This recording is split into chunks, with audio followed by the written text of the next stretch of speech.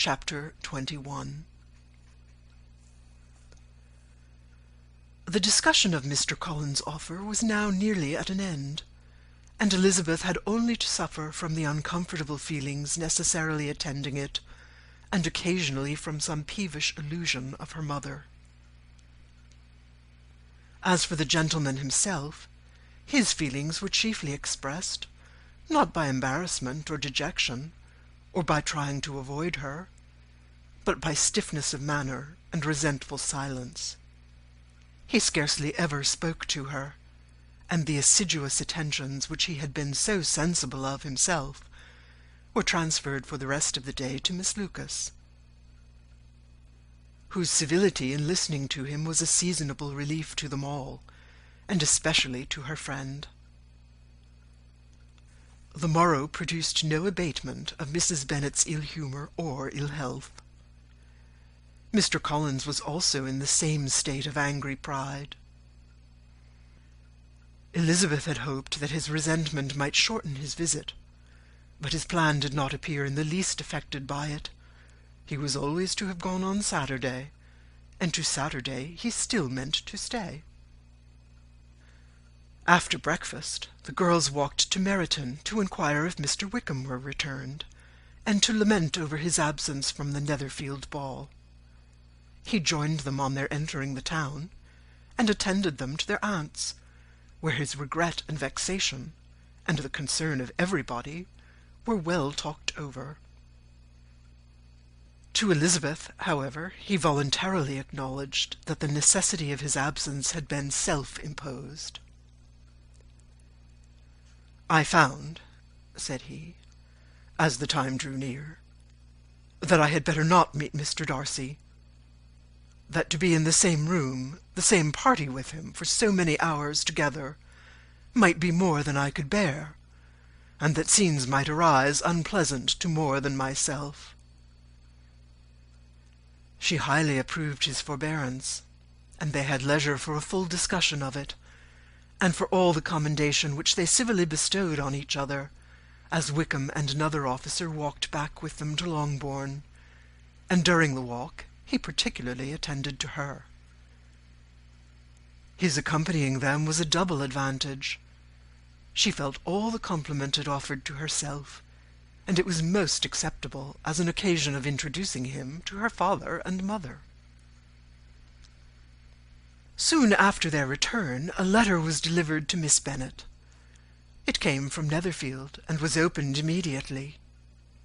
The envelope contained a sheet of elegant little hot-pressed paper, well covered with a lady's fair flowing hand, and Elizabeth saw her sister's countenance change as she read it, and saw her dwelling intently on some particular passages.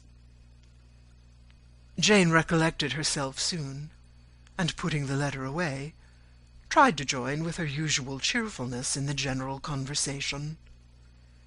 But Elizabeth felt an anxiety on the subject which drew off her attention even from Wickham. And no sooner had he and his companion taken leave, than a glance from Jane invited her to follow her upstairs. When they had gained their own room, Jane, taking out her letter, said, "This is from Caroline Bingley. What it contains has surprised me a good deal. The whole party have left Netherfield by this time, and are on their way to town, and without any intention of coming back again. You shall hear what she says."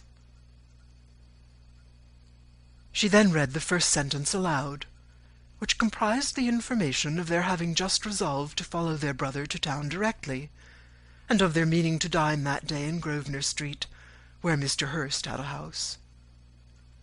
The next was in these words: "I do not pretend to regret anything I shall leave in Hertfordshire, except your society, my dearest friend, but we will hope, at some future period, to enjoy many returns of that delightful intercourse we have known, and in the meanwhile may lessen the pain of separation by a very frequent and most unreserved correspondence. I depend on you for that." To these high-flown expressions Elizabeth listened with all the insensibility of distrust, and though the suddenness of their removal surprised her, she saw nothing in it really to lament.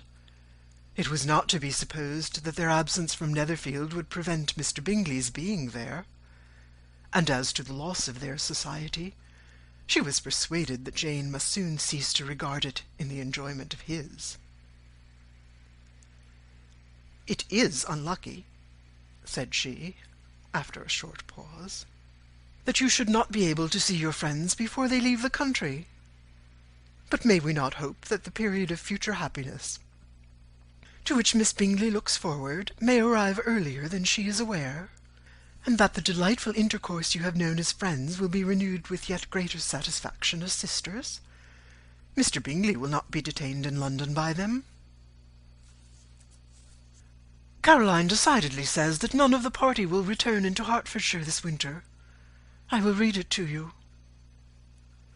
When my brother left us yesterday, he imagined that the business which took him to London might be concluded in 3 or 4 days, but as we are certain it cannot be so, and at the same time convinced that when Charles gets to town he will be in no hurry to leave it again, we have determined on following him thither, that he may not be obliged to spend his vacant hours in a comfortless hotel. Many of my acquaintance are already there for the winter. I wish I could hear that you, my dearest friend, had any intention of making one in the crowd, but of that I despair.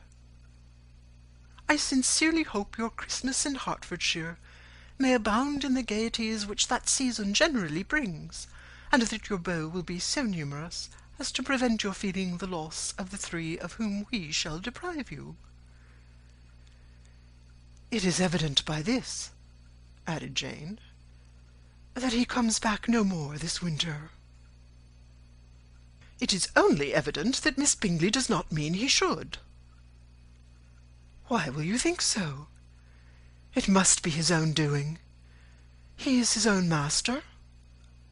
But you do not know all. I will read you the passage which particularly hurts me. I will have no reserves from you. Mr. Darcy is impatient to see his sister, and to confess the truth, we are scarcely less eager to meet her again. I really do not think Georgiana Darcy has her equal for beauty, elegance, and accomplishments, and the affection she inspires in Louisa and myself is heightened into something still more interesting, from the hope we dare to entertain of her being hereafter our sister. I do not know whether I ever before mentioned to you my feelings on this subject, but I will not leave the country without confiding them, and I trust you will not esteem them unreasonable. My brother greatly admires her already. He will have frequent opportunity now of seeing her on the most intimate footing. Her relations all wish the connection as much as his own, and a sister's partiality is not misleading me, I think, when I call Charles most capable of engaging any woman's heart. With all these circumstances to favour an attachment, and nothing to prevent it, am I wrong, my dearest Jane, in indulging the hope of an event which will secure the happiness of so many? What think you of this sentence, my dear Lizzie? Said Jane, as she finished it. Is it not clear enough? Does it not expressly declare that Caroline neither expects nor wishes me to be her sister, that she is perfectly convinced of her brother's indifference, and that if she suspects the nature of my feelings for him, she means, most kindly, to put me on my guard? Can there be any other opinion on the subject? Yes, there can, for mine is totally different. Will you hear it? Most willingly. You shall have it in a few words. Miss Bingley sees that her brother is in love with you, and wants him to marry Miss Darcy. She follows him to town in the hope of keeping him there, and tries to persuade you that he does not care about you. Jane shook her head. Indeed, Jane, you ought to believe me. No one who has ever seen you together can doubt his affection. Miss Bingley, I am sure, cannot. She is not such a simpleton. Could she have seen half as much love in Mr. Darcy for herself, she would have ordered her wedding clothes. But the case is this.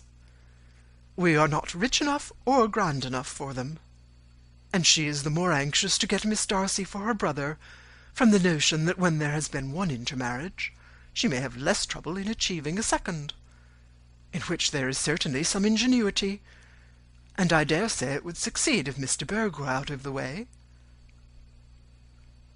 But, my dearest Jane, you cannot seriously imagine that because Miss Bingley tells you her brother greatly admires Miss Darcy, he is in the smallest degree less sensible of your merit than when he took leave of you on Tuesday, or that it would be in her power to persuade him that instead of being in love with you, he is very much in love with her friend.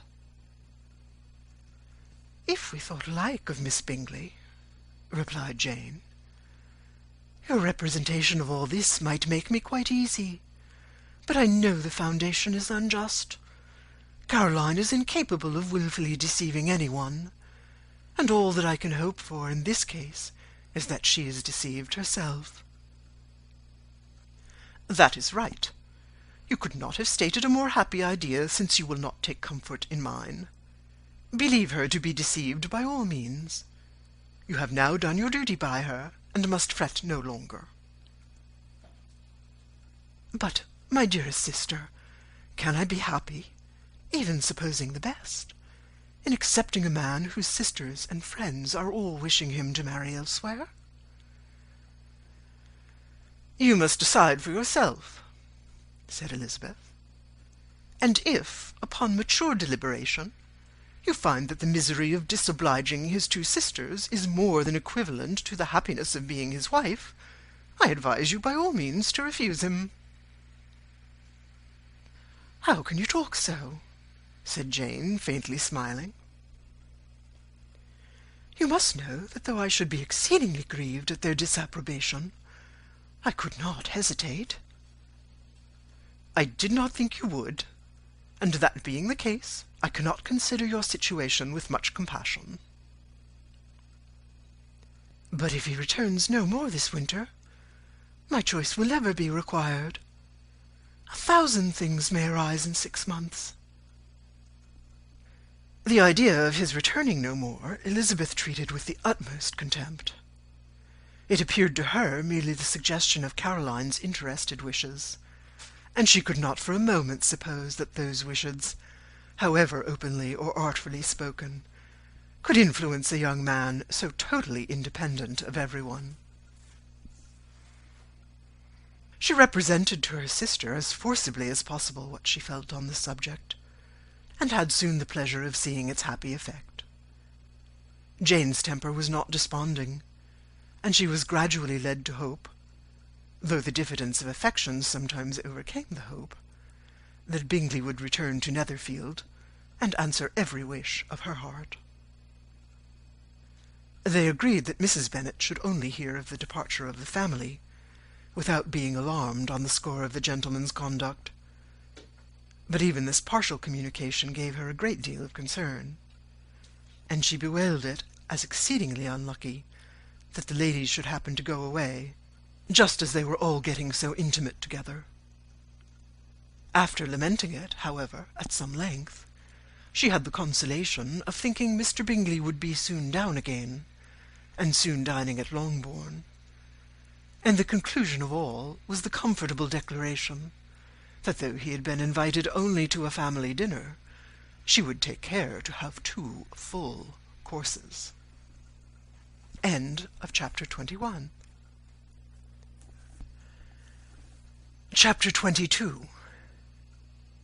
The Bennets were engaged to dine with the Lucases, and again during the chief of the day was Miss Lucas so kind as to listen to Mr. Collins. Elizabeth took an opportunity of thanking her. "It keeps him in good humour," said she, "and I am more obliged to you than I can express." Charlotte assured her friend of her satisfaction in being useful, and that it amply repaid her for the little sacrifice of her time. This was very amiable, but Charlotte's kindness extended farther than Elizabeth had any conception of. Its object was nothing less than to secure her from any return of Mr. Collins's addresses by engaging them towards herself. Such was Miss Lucas's scheme, and appearances were so favourable that when they parted at night she would have felt almost sure of success if he had not been leaving Hertfordshire so very soon. But here she did an injustice to the fire and independence of his character, for it led him to escape out of Longbourn House the next morning with admirable slyness, and hasten to Lucas Lodge to throw himself at her feet.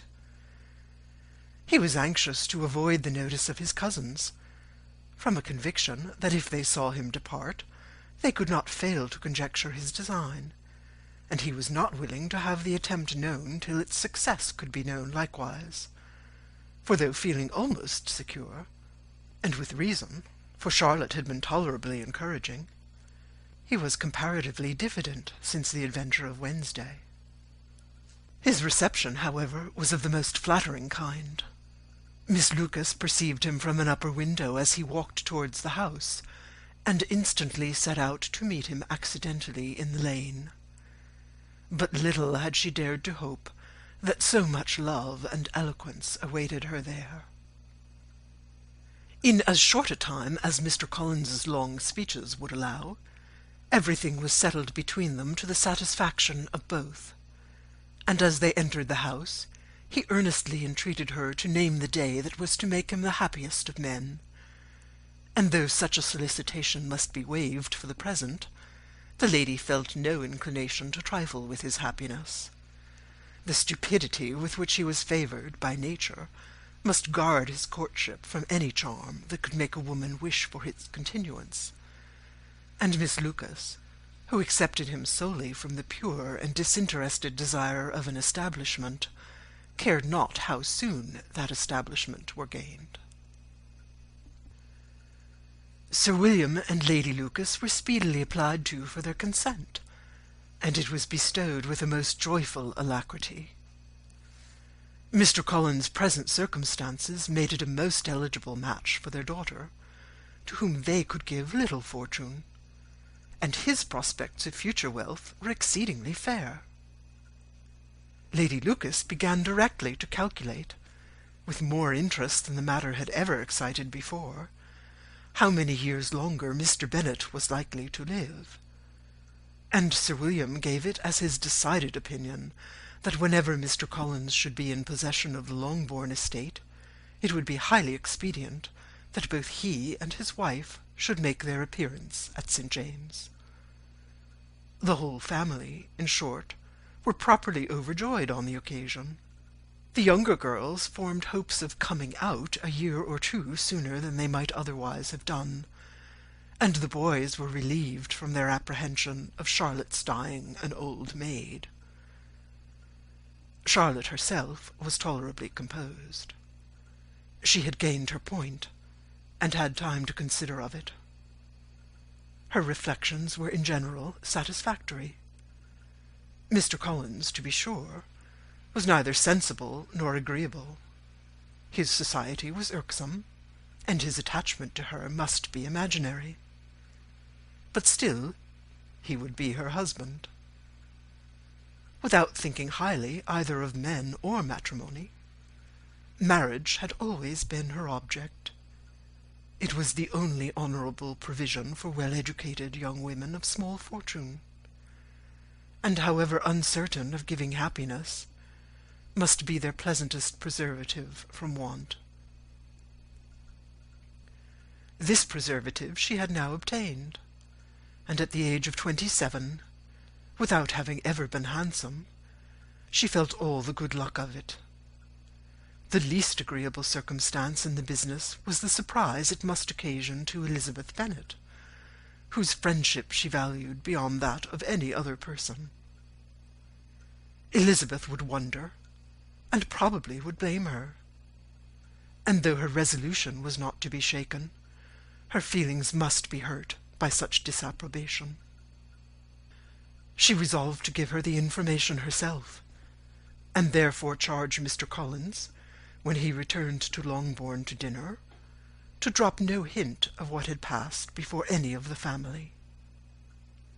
A promise of secrecy was of course very dutifully given, but it could not be kept without difficulty, for the curiosity excited by his long absence burst forth in such very direct questions on his return as required some ingenuity to evade, and he was at the same time exercising great self-denial, for he was longing to publish his prosperous love.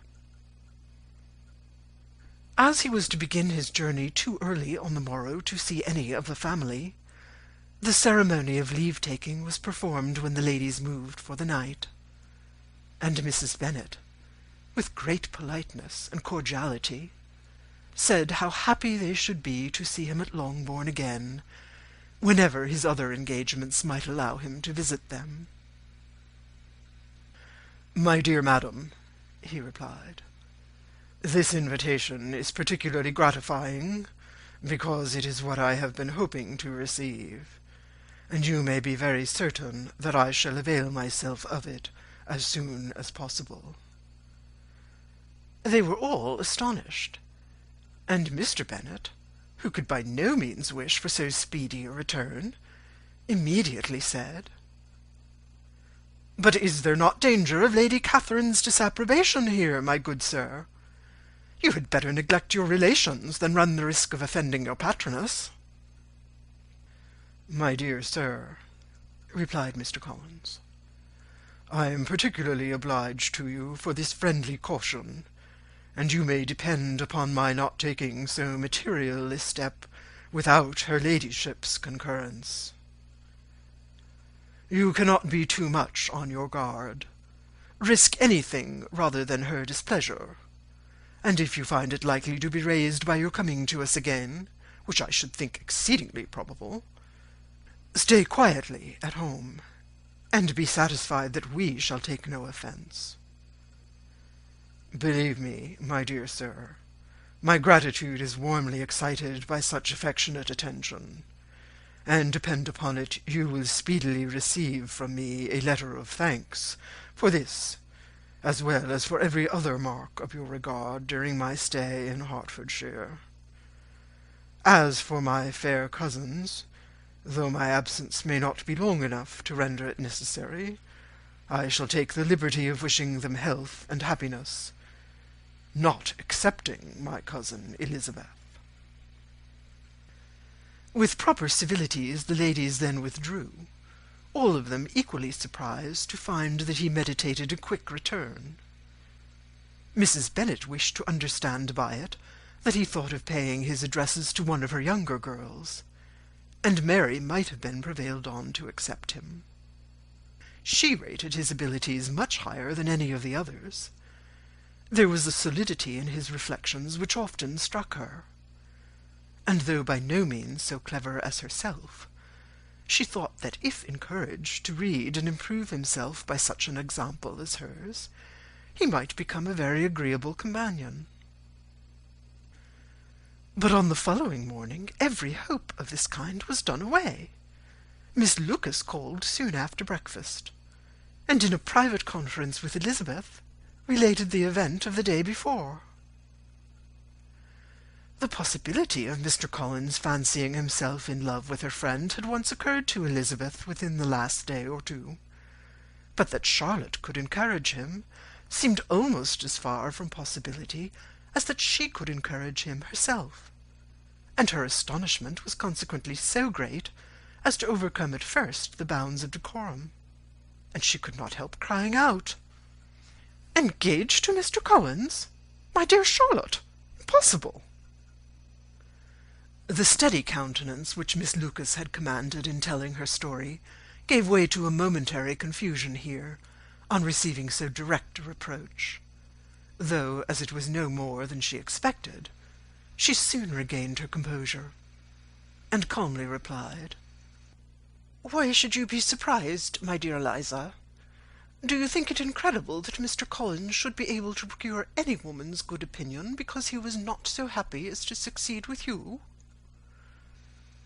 But Elizabeth had now recollected herself, and making a strong effort for it, was able to assure her with tolerable firmness that the prospect of their relationship was highly grateful to her, and that she wished her all imaginable happiness.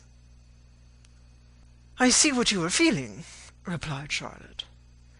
"You must be surprised, very much surprised, so lately as Mr. Collins was wishing to marry you. But when you have time to think it all over, I hope you will be satisfied with what I have done. I am not romantic, you know. I never was. I ask only a comfortable home, and considering Mr. Collins' character, connections, and situation in life, I am convinced that my chance of happiness with him is as fair as most people can boast on entering the marriage state."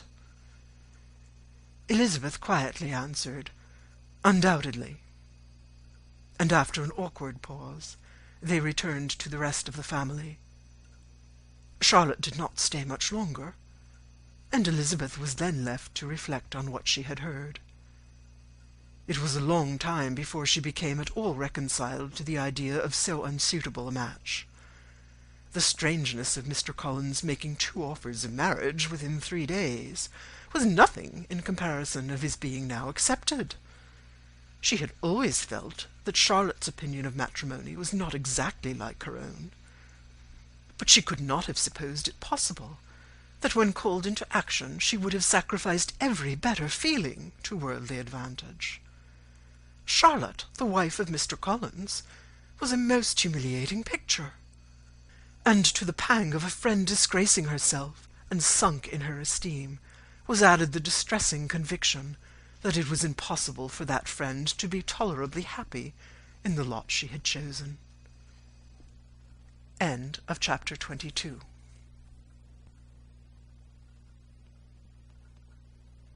Chapter 23. Elizabeth was sitting with her mother and sisters, reflecting on what she had heard, and doubting whether she were authorized to mention it, when Sir William Lucas himself appeared, sent by his daughter to announce her engagement to the family.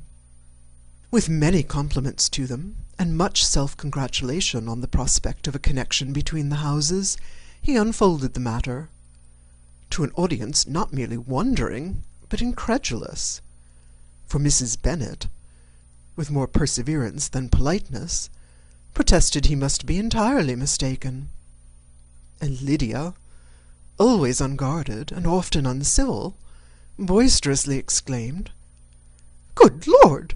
Sir William, how can you tell such a story? Do you not know that Mr. Collins wants to marry Lizzie?" Nothing less than the complaisance of a courtier could have borne without anger such treatment. But Sir William's good breeding carried him through it all, and though he begged leave to be positive as to the truth of his information, he listened to all their impertinence with the most forbearing courtesy. Elizabeth, feeling it incumbent on her to relieve him from so unpleasant a situation, now put herself forward to confirm his account by mentioning her prior knowledge of it from Charlotte herself, and endeavoured to put a stop to the exclamations of her mother and sisters by the earnestness of her congratulations to Sir William, in which she was readily joined by Jane, and by making a variety of remarks on the happiness that might be expected from the match, the excellent character of Mr. Collins, and the convenient distance of Hunsford from London. Mrs. Bennet was in fact too much overpowered to say a great deal while Sir William remained, but no sooner had he left them than her feelings found a rapid vent. In the first place, she persisted in disbelieving the whole of the matter. Secondly, she was very sure that Mr. Collins had been taken in. Thirdly, she trusted that they would never be happy together. And fourthly, that the match might be broken off. 2 inferences, however, were plainly deduced from the whole. 1, that Elizabeth was the real cause of all the mischief, and the other, that she herself had been barbarously used by them all, and on these 2 points she principally dwelt during the rest of the day. Nothing could console, and nothing appease her. nor did that day wear out her resentment. A week elapsed before she could see Elizabeth without scolding her. A month passed away before she could speak to Sir William or Lady Lucas without being rude, and many months were gone before she could at all forgive their daughter. Mr. Bennet's emotions were much more tranquil on the occasion, and such as he did experience he pronounced to be of a most agreeable sort, for it gratified him, he said, to discover that Charlotte Lucas, whom he had used to think tolerably sensible, was as foolish as his wife, and more foolish than his daughter. Jane confessed herself a little surprised at the match, but she said less of her astonishment than of her earnest desire for their happiness. Nor could Elizabeth persuade her to consider it as improbable. Kitty and Lydia were far from envying Miss Lucas, for Mr. Collins was only a clergyman, and it affected them in no other way than as a piece of news to spread at Meryton. Lady Lucas could not be insensible of triumph on being able to retort on Mrs. Bennet the comfort of having a daughter well married, and she called at Longbourn rather oftener than usual to say how happy she was, though Mrs. Bennet's sour looks and ill-natured remarks might have been enough to drive happiness away. Between Elizabeth and Charlotte there was a restraint which kept them mutually silent on the subject, and Elizabeth felt persuaded that no real confidence could ever subsist between them again. Her disappointment in Charlotte made her turn with fonder regard to her sister, of whose rectitude and delicacy she was sure her opinion could never be shaken, and for whose happiness she grew daily more anxious, as Bingley had now been gone a week, and nothing was heard of his return. Jane had sent Caroline an early answer to her letter, and was counting the days till she might reasonably hope to hear again. The promised letter of thanks from Mr. Collins arrived on Tuesday, addressed to their father, and written with all the solemnity of gratitude which a 12-month's abode with the family might have prompted. After discharging his conscience on that head, he proceeded to inform them, with many rapturous expressions, of his happiness in having obtained the affection of their amiable neighbour, Miss Lucas, and then explained that it was merely with the view of enjoying her society that he had been so ready to close with their kind wish of seeing him again at Longbourn, whither he hoped to be able to return on Monday fortnight. For Lady Catherine, he added, so heartily approved his marriage, that she wished it to take place as soon as possible, which he trusted would be an unanswerable argument with his amiable Charlotte to name an early day for making him the happiest of men. Mr. Collins' return into Hertfordshire was no longer a matter of pleasure to Mrs. Bennet. On the contrary, she was as much disposed to complain of it as her husband. It was very strange that he should come to Longbourn instead of Lucas Lodge. It was also very inconvenient and exceedingly troublesome. She hated having visitors in the house while her health was so indifferent, and lovers were, of all people, the most disagreeable. Such were the gentle murmurs of Mrs. Bennet, and they gave way only to the greater distress of Mr. Bingley's continued absence. Neither Jane nor Elizabeth was comfortable on the subject. Day after day passed away without bringing any other tidings of him than the report which shortly prevailed in Meryton of his coming no more to Netherfield the whole winter, a report which highly incensed Mrs. Bennet, and which she never failed to contradict as a most scandalous falsehood. Even Elizabeth began to fear, not that Bingley was indifferent, but that his two sisters would be successful in keeping him away. Unwilling as she was to admit an idea so destructive to Jane's happiness, and so dishonourable to the stability of her lover, she could not prevent its frequently recurring. The united efforts of his two unfeeling sisters and of his overpowering friend, assisted by the attractions of Miss Darcy and the amusements of London, might be too much, she feared, for the strength of his attachment. As for Jane, her anxiety under this suspense was, of course, more painful than Elizabeth's. But whatever she felt, she was desirous of concealing, and between herself and Elizabeth, therefore, the subject was never alluded to. But as no such delicacy restrained her mother, an hour seldom passed in which she did not talk of Bingley, express her impatience for his arrival, or even require Jane to confess that if he did not come back, she should think herself very ill used. It needed all Jane's steady mildness to bear these attacks with tolerable tranquillity. Mr. Collins returned most punctually on the Monday fortnight, but his reception at Longbourn was not so gracious as it had been on his first introduction.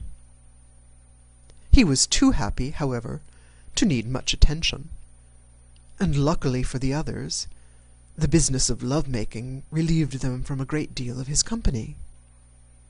The chief of every day was spent by him at Lucas Lodge, and he sometimes returned to Longbourn only in time to make an apology for his absence before the family went to bed.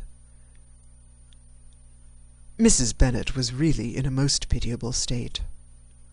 The very mention of anything concerning the match threw her into an agony of ill-humour, and wherever she went, she was sure of hearing it talked of. The sight of Miss Lucas was odious to her. As her successor in that house, she regarded her with jealous abhorrence. Whenever Charlotte came to see them, she concluded her to be anticipating the hour of possession, and whenever she spoke in a low voice to Mr. Collins, was convinced that they were talking of the Longbourn estate, and resolving to turn herself and her daughters out of the house as soon as Mr. Bennet was dead. She complained bitterly of all this to her husband. "Indeed, Mr. Bennet," said she, "it is very hard to think that Charlotte Lucas should ever be mistress of this house, that I should be forced to make way for her, and live to see her take my place in it." "My dear, do not give way to such gloomy thoughts. Let us hope for better things. Let us flatter ourselves that I may be the survivor." This was not very consoling to Mrs. Bennet, and therefore, instead of making any answer, she went on as before. "I cannot bear to think that they should have all this estate. If it was not for the entail, I should not mind it." "What should you not mind?" "I should not mind anything at all." "Let us be thankful that you are preserved from a state of such insensibility." "I can never be thankful, Mr. Bennet, for anything about the entail.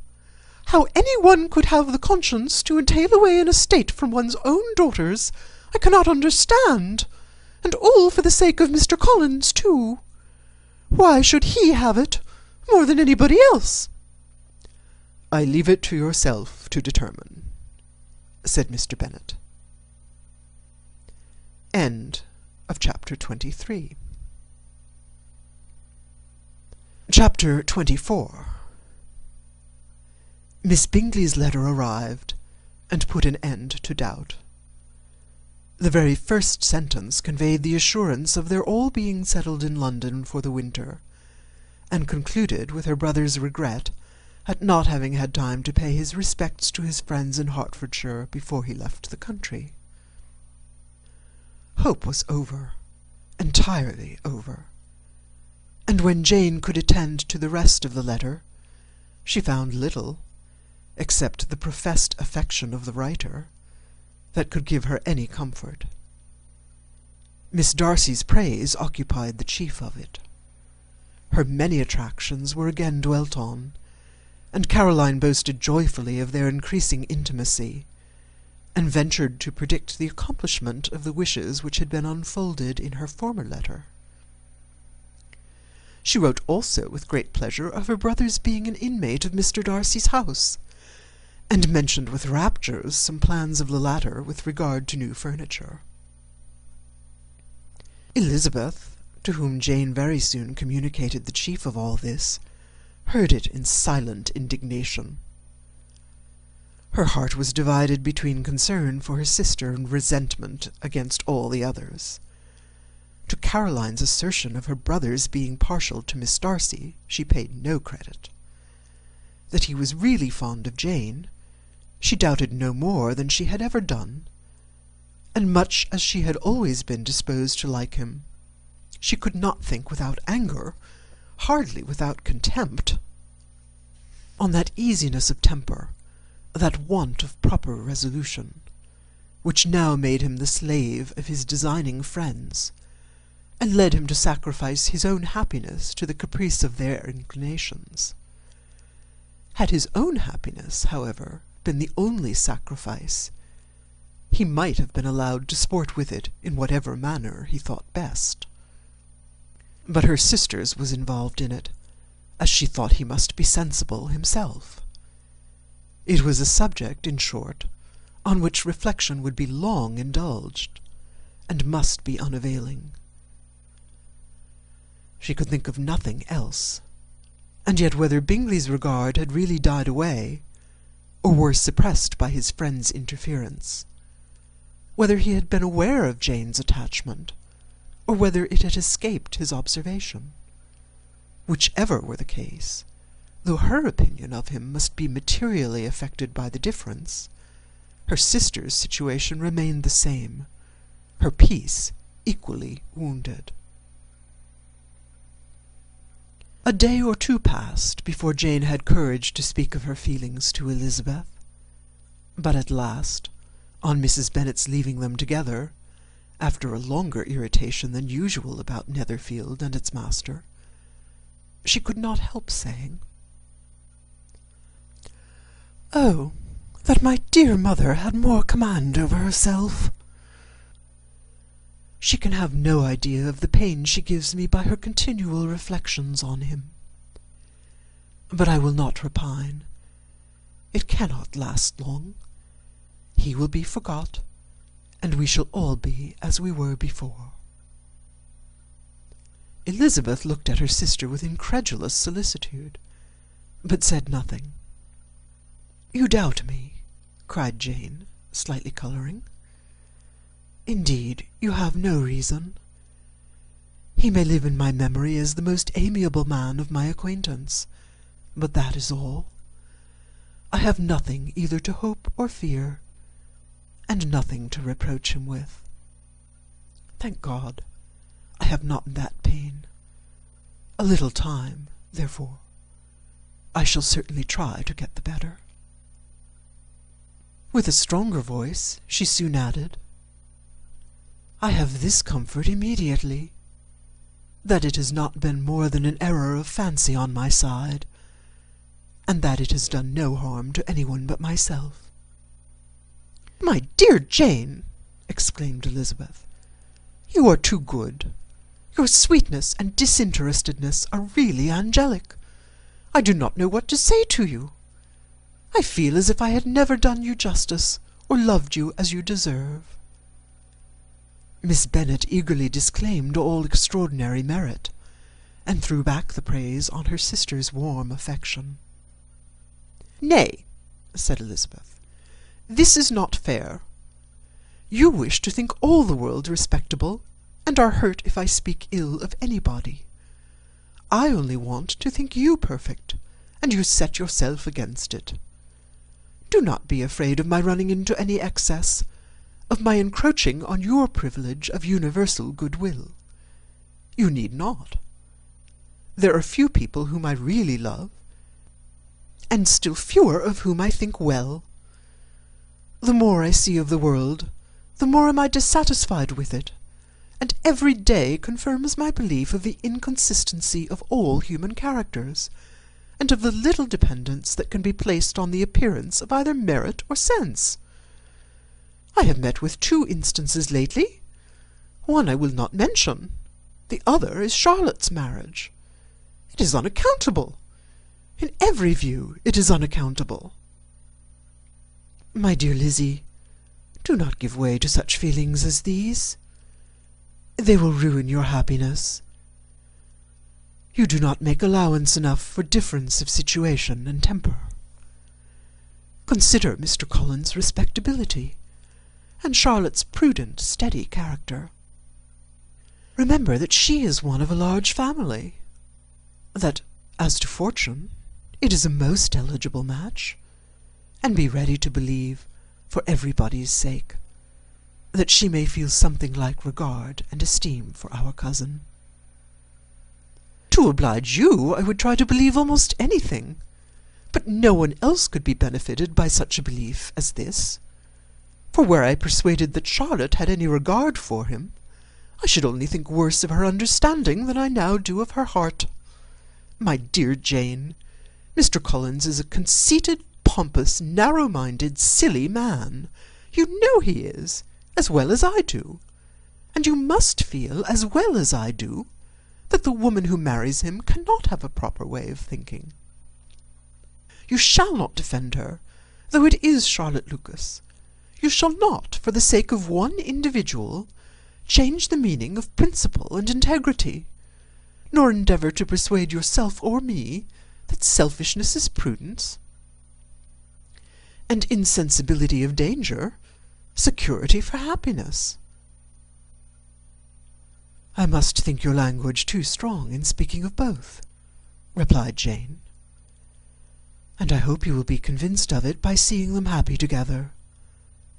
But enough of this. You alluded to something else. You mentioned 2 instances. I cannot understand you, but I entreat you, dear Lizzie, not to pain me by thinking that person to blame, and saying your opinion of him is sunk. We must not be so ready to fancy ourselves intentionally injured. We must not expect a lively young man to be always so guarded and circumspect. It is very often nothing but our own vanity that deceives us.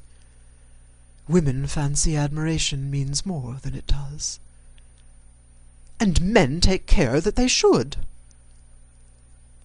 If it is designedly done, they cannot be justified.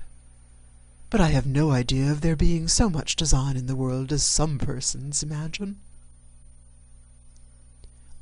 I am far from attributing any part of Mr. Bingley's conduct to design, said Elizabeth. But without scheming to do wrong, or to make others unhappy, there may be error, and there may be misery. Thoughtlessness, want of attention to other people's feelings, and want of resolution will do the business. And do you impute it to either of these? Yes, to the last. But if I go on, I shall displease you by saying what I think of persons you esteem. Stop me whilst you can. You persist, then, in supposing his sisters influence him?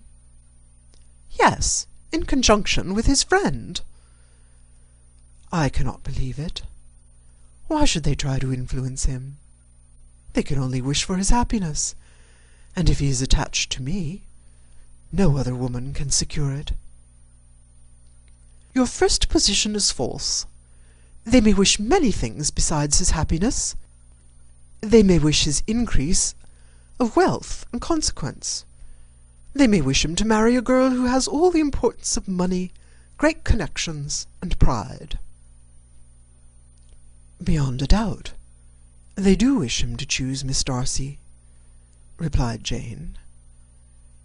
But this may be from better feelings than you are supposing. They have known her much longer than they have known me. No wonder if they love her better. But whatever may be their own wishes, it is very unlikely they should have opposed their brothers. What sister would think herself at liberty to do it, unless there was something very objectionable? If they believed him attached to me, they would not try to part us. If he were so, they could not succeed. By supposing such an affection, You make everybody acting unnaturally and wrong, and me most unhappy. Do not distress me by the idea. I am not ashamed of having been mistaken. Or at least it is slight. It is nothing in comparison of what I should feel in thinking ill of him or his sisters. Let me take it in the best light, in the light in which it may be understood. Elizabeth could not oppose such a wish, and from this time Mr. Bingley's name was scarcely ever mentioned between them. Mrs. Bennet still continued to wonder and repine at his returning no more, and though a day seldom passed in which Elizabeth did not account for it clearly, there seemed little chance of her ever considering it with less perplexity.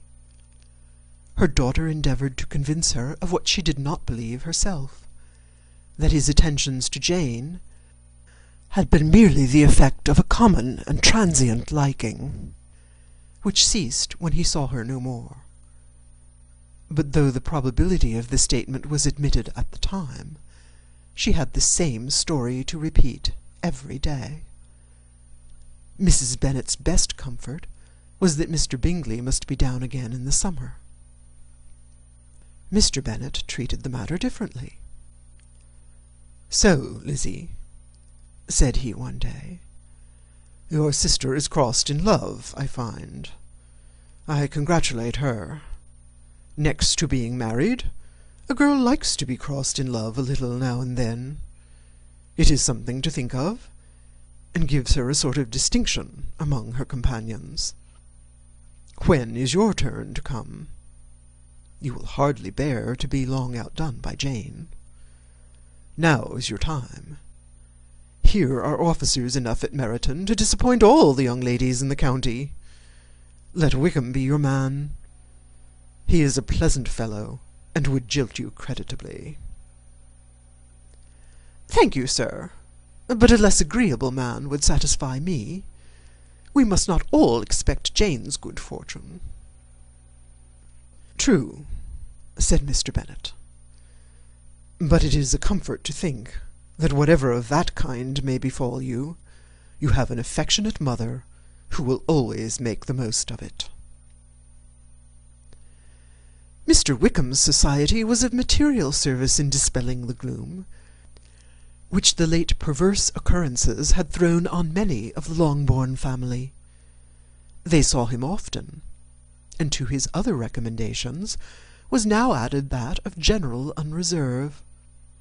The whole of what Elizabeth had already heard, his claims on Mr. Darcy, and all that he had suffered from him, was now openly acknowledged and publicly canvassed, and everybody was pleased to think how much they had always disliked Mr. Darcy before they had known anything of the matter.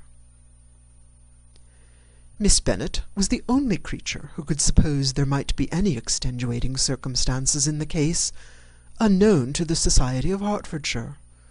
Her mild and steady candour always pleaded for allowances, and urged the possibility of mistakes. But by everybody else, Mr. Darcy was condemned as the worst of men. End of chapter 24. Chapter 25. After a week spent in professions of love and schemes of felicity, Mr. Collins was called from his amiable Charlotte by the arrival of Saturday. The pain of separation, however, might be alleviated on his side by preparations for the reception of his bride, as he had reason to hope that shortly after his next return into Hertfordshire the day would be fixed that was to make him the happiest of men.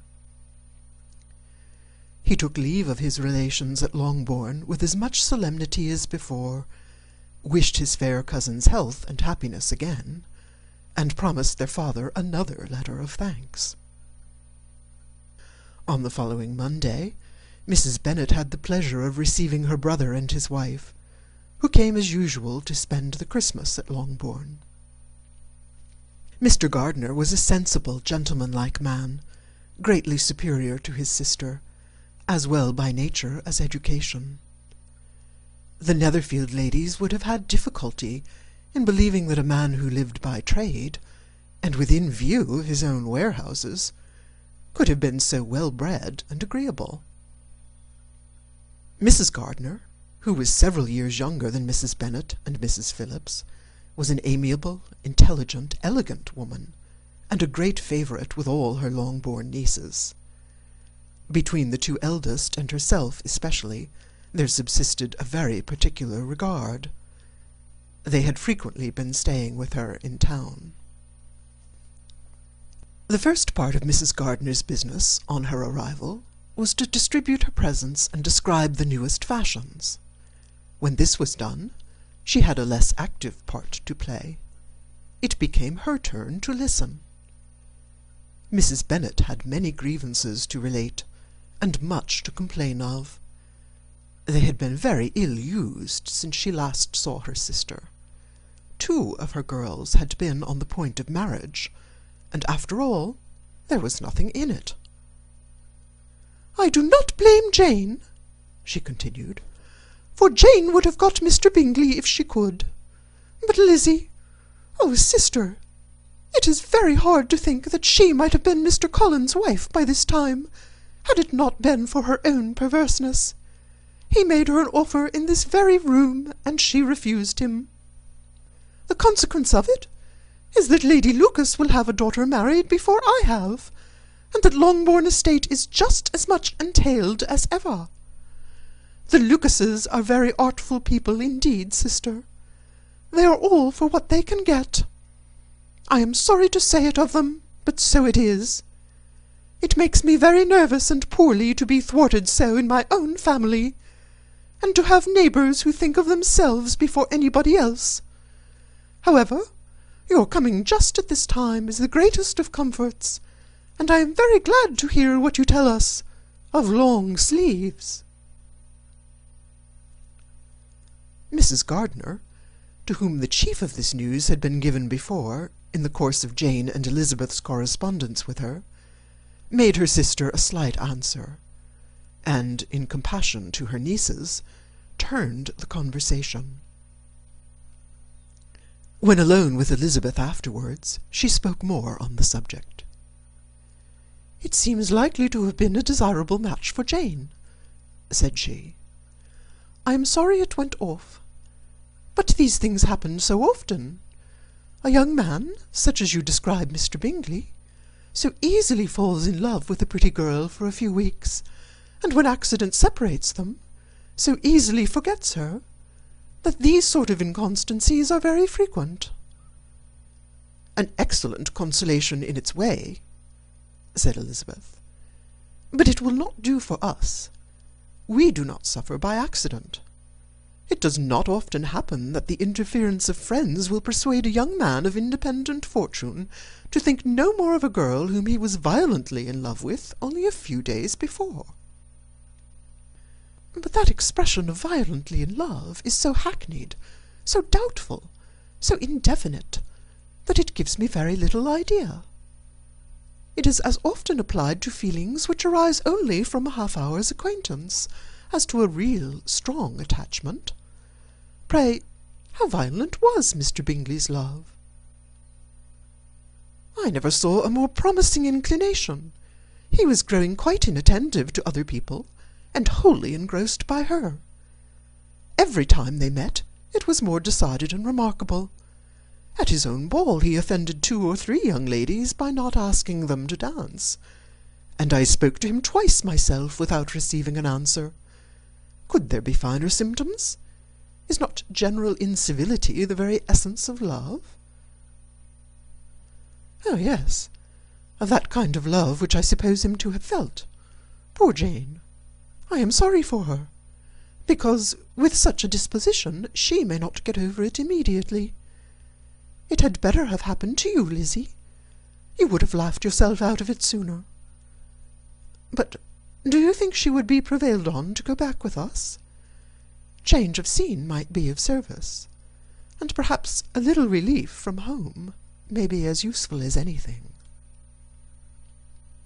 Elizabeth was exceedingly pleased with this proposal, and felt persuaded of her sister's ready acquiescence. "I hope," added Mrs. Gardiner, "that no consideration with regard to this young man will influence her. We live in so different a part of town, all our connections are so different, and as you well know, we go out so little, that it is very improbable they should meet at all, unless he really comes to see her. And that is quite impossible, for he is now in the custody of his friend, and Mr. Darcy would no more suffer him to call on Jane in such a part of London. My dear aunt, how could you think of it? Mr. Darcy may perhaps have heard of such a place as Gracechurch Street, but he would hardly think a month's ablution enough to cleanse him from its impurities, where he wants to enter it. And depend upon it, Mr. Bingley never stirs without him. So much the better. I hope they will not meet at all. But does Jane not correspond with the sister? She will not be able to help calling. She will drop the acquaintance entirely." But in spite of the certainty in which Elizabeth affected to place this point, as well as the still more interesting one of Bingley's being withheld from seeing Jane, she felt a solicitude on the subject which convinced her, on examination, that she did not consider it entirely hopeless. It was possible, and sometimes she thought it probable, that his affection might be reanimated, and the influence of his friend successfully combated by the more natural influence of Jane's attractions. Miss Bennet accepted her aunt's invitation with pleasure, and the Bingleys were no otherwise in her thoughts at the same time than as she hoped that by Caroline's not living in the same house with her brother, she might occasionally spend a morning with her, without any danger of seeing him. The Gardiners stayed a week at Longbourn, and what with the Phillipses, the Lucases, and the officers, there was not a day without its engagement. Mrs. Bennet had so carefully provided for the entertainment of her brother and sister, that they did not once sit down to a family dinner.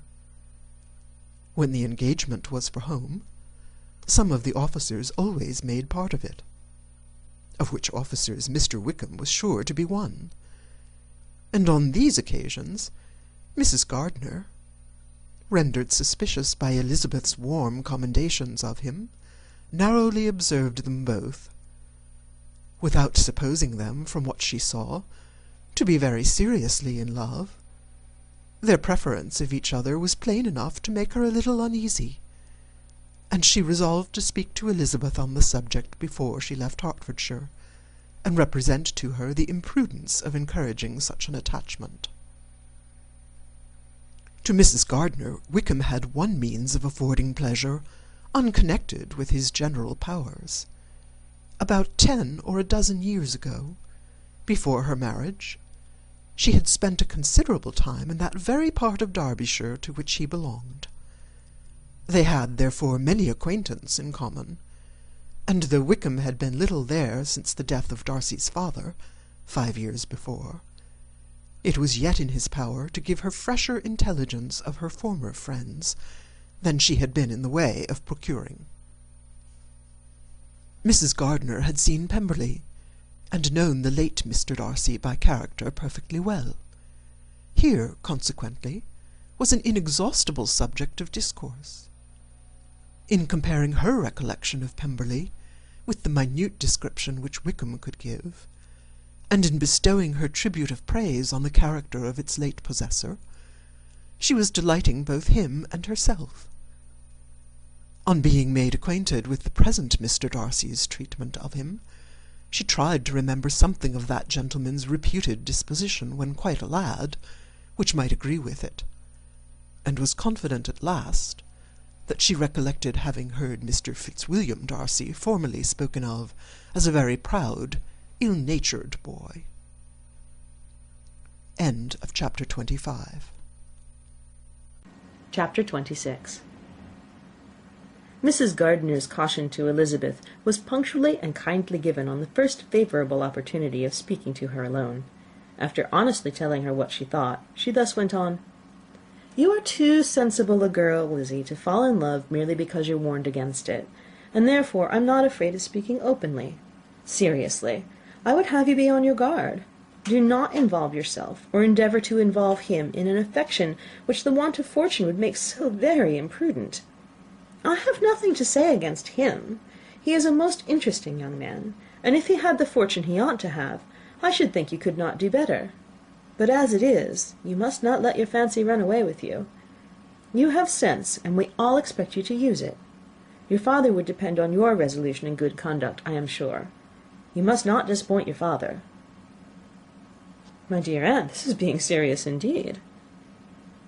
"Yes, and I hope to engage you to be serious likewise." "Well, then, you need not be under any alarm. I will take care of myself, and of Mr. Wickham too. He shall not be in love with me if I can prevent it." "Elizabeth, you are not serious now." "I beg your pardon. I'll try again. At present I am not in love with Mr. Wickham. No, I certainly am not. But he is, beyond all comparison, the most agreeable man I ever saw, and if he becomes really attached to me, I will believe it better that he should not.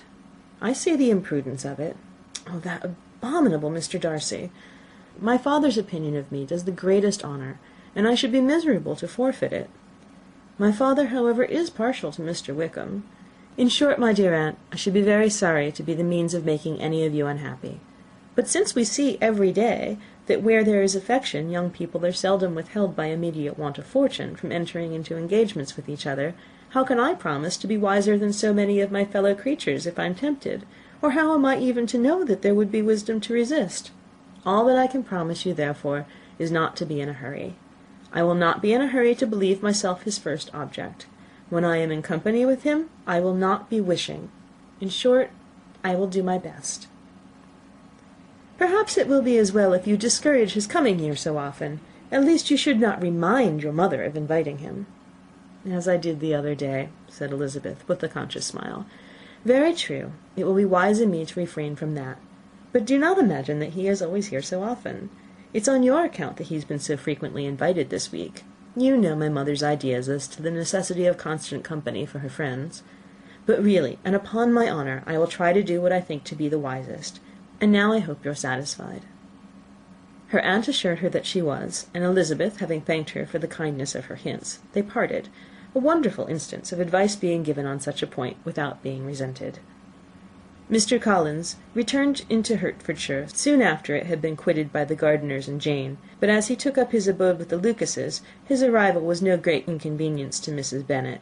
His marriage was now fast approaching, and she was at length so far resigned as to think it inevitable, and even repeatedly to say, in an ill-natured tone, that she wished they might be happy.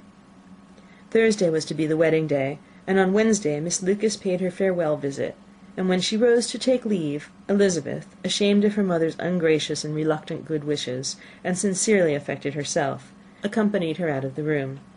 As they went downstairs together, Charlotte said, "I shall depend upon hearing from you very often, Eliza." "That you certainly shall." "And I have another favour to ask you. Will you come and see me?" "We shall often meet, I hope, in Hertfordshire." "I am not likely to leave Kent for some time. Promise me, therefore, to come to Hunsford." Elizabeth could not refuse, though she foresaw little pleasure in the visit. "My father and Maria are coming to me in March," added Charlotte, "and I hope you will consent to be of the party. Indeed, Eliza, you will be as welcome as either of them." The wedding took place. The bride and bridegroom set off for Kent from the church door, and everybody had as much to say or to hear on the subject as usual. Elizabeth soon heard from her friend, and their correspondence was as regular and frequent as it had ever been. That it should be equally unreserved was impossible. Elizabeth could never address her without feeling that all the comfort of intimacy was over, and though determined not to slacken as a correspondent, it was for the sake of what had been rather than what was. Charlotte's first letters were received with a good deal of eagerness. There could not but be curiosity to know how she would speak of her new home, how she would like Lady Catherine, and how happy she would dare pronounce herself to be, though, when these letters were read, Elizabeth felt that Charlotte expressed herself on every point exactly as she might have foreseen. She wrote cheerfully, seemed surrounded with comforts, and mentioned nothing which she could not praise. The house, furniture, neighbourhood, and roads were all to her taste. and Lady Catherine's behaviour was most friendly and obliging. It was Mr. Collins's picture of Hunsford and Rosings rationally softened, and Elizabeth perceived that she must wait for her own visit there to know the rest. Jane had already written a few lines to her sister to announce their safe arrival in London, and when she wrote again, Elizabeth hoped it would be in her power to say something of the Bingleys. Her impatience for this second letter was as well rewarded as impatience generally is. Jane had been a week in town without either seeing or hearing from Caroline. She accounted for it, however, by supposing her last letter to her friend from Longbourn had by some accident been lost. "My aunt," she continued, "is going to-morrow into that part of the town, and I shall take the opportunity of calling in Grosvenor Street." She wrote again when the visit was paid, and she had seen Miss Bingley. "I did not think Caroline in spirits," were her words, "but she was very glad to see me, and reproached me for giving her no notice of my coming to London. I was right, therefore my last letter had never reached her. I inquired after their brother, of course. He was well, but so much engaged with Mr. Darcy that they scarcely ever saw him. I found that Miss Darcy was expected to dinner. I wish I could see her. My visit was not long, as Caroline and Mrs. Hurst were going out. I dare say I shall see them soon here." Elizabeth shook her head over this letter. It convinced her that accident only could discover to Mr. Bingley her sister's being in town.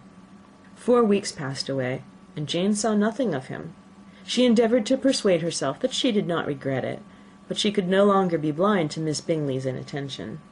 After waiting at home every morning for a fortnight, and inventing every evening a fresh excuse for her, the visit did at last appear, but the shortness of her stay, and yet more the alteration of her manner, would allow Jane to deceive herself no longer. The letter which she wrote on this occasion to her sister will prove what she felt. "My dearest Lizzie will, I am sure, be incapable of triumphing in her better judgment at my expense, when I confess myself to have been entirely deceived in Miss Bingley's regard for me. But, my dear sister, though the event has proved you right, do not think me obstinate if I still assert that, considering what her behaviour was, my confidence was as natural as your suspicion. I do not at all comprehend her reason for wishing to be intimate with me, but if the same circumstances were to happen again, I am sure I should be deceived again. Caroline did not return my visit till yesterday, and not a note, not a line did I receive in the meantime. When she did come, it was very evident that she had no pleasure in it. She made a slight formal apology for not calling before, said not a word of wishing to see me again, and was in every respect so altered a creature that when she went away I was perfectly resolved to continue the acquaintance no longer. I pity, though I cannot help blaming her. She was very wrong in singling me out as she did. I can safely say that every advance to intimacy began on her side. But I pity her, because she must feel that she has been acting wrong, and because I am very sure that anxiety for her brother is the cause of it. I need not explain myself farther, and though we know this anxiety to be quite needless, yet if she feels it, it will easily account for her behaviour to me. And so deservedly dear is he to his sister, whatever anxiety she must feel on his behalf is natural and amiable. I cannot but wonder, however, at her having any such fears now, because if he had at all cared about me, we must have met long ago. He knows of my being in town, I'm certain, from something she said herself, and yet it would seem by her manner of talking as if she wanted to persuade herself that he really is partial to Miss Darcy. I cannot understand it. If I were not afraid of judging harshly, I should be almost tempted to say that there's a strong appearance of duplicity in all this. But I will endeavour to banish every painful thought, and think only of what will make me happy, your affection, and the invariable kindness of my dear uncle and aunt. Let me hear from you very soon. Miss Bingley said something of his never returning to Netherfield again, of giving up the house, but not with any certainty. We'd better not mention it. I am extremely glad that you had such pleasant accounts from our friends at Hunsford. Pray go and see them, with Sir William and Maria. I am sure you will be very comfortable there. Yours, etc. This letter gave Elizabeth some pain, but her spirits returned as she considered that Jane would no longer be duped, by the sister at least. All expectation from the brother was now absolutely over. She would not even wish for a renewal of his attentions. His character sunk on every review of it, and as a punishment for him, as well as a possible advantage to Jane, she seriously hoped he might really soon marry Mr. Darcy's sister, as by Wickham's account she would make him abundantly regret what he had thrown away. Mrs. Gardiner, about this time, reminded Elizabeth of her promise concerning that gentleman, and required information, and Elizabeth had such to send as might rather give contentment to her aunt than to herself. His apparent partiality had subsided. His attentions were over. He was the admirer of someone else. Elizabeth was watchful enough to see it all, but she could see it and write of it without material pain. Her heart had been but slightly touched, and her vanity was satisfied with believing that she would have been his only choice, had fortune permitted it. The sudden acquisition of £10,000 was the most remarkable charm of the young lady to whom he was now rendering himself agreeable, but Elizabeth, less clear-sighted perhaps in this case than in Charlotte's, did not quarrel with him for his wish of independence. Nothing, on the contrary, could be more natural, and while able to suppose that it cost him a few struggles to relinquish her, she was ready to allow it a wise and desirable measure for both, and could very sincerely wish him happy.